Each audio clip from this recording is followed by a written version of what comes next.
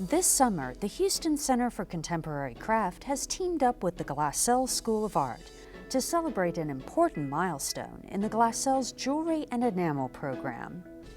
This is an exhibition that's really celebrating the 50 years of the program. So we went back and did research and found people from way back and of course lots of current people. And our goal in curating was to really show the diversity of the kind of work that's done in the program. So that was our overriding, I guess, attitude when we were selecting pieces. And we did curate the show. We selected, specific pieces to go in the show to get that kind of balance. Like if you look through the show, you'll see there's a whole row of pieces that have to do with the torso. There are pieces based on the circle. So we tried to kind of visually group them because there are a lot of pieces in the show.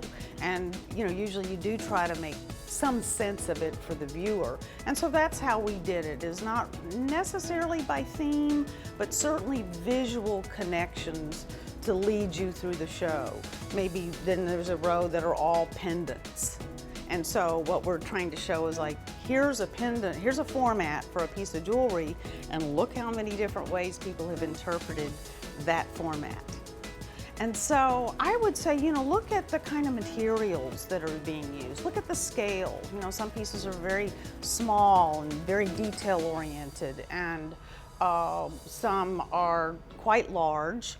Some pieces are wearable, they're jewelry. Some are almost like garments, some are objects. Some make a statement, like a personal statement or even like a social statement.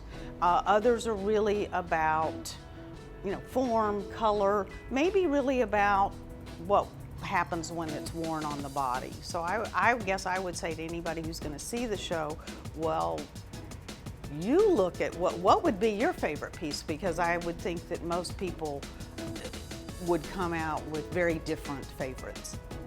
Zilker explains the perspective of the Glassell School. I feel that we are a very unique place because the level of instruction is really like a college level instruction. We have prerequisites, we have programs. Like if you come into jewelry, you have to either show a portfolio, and this is true for all our areas, a portfolio, or you have to actually take some prerequisite courses. But the really unique part is that you don't have to be a full-time student to be involved at Glassell. The majority of our students take one class. So I think that's what makes us special, is that the high level instruction that can be accessed by somebody that can only take one class. But hands-on art education can contribute to anyone's life, even if you're an artist by passion and not profession.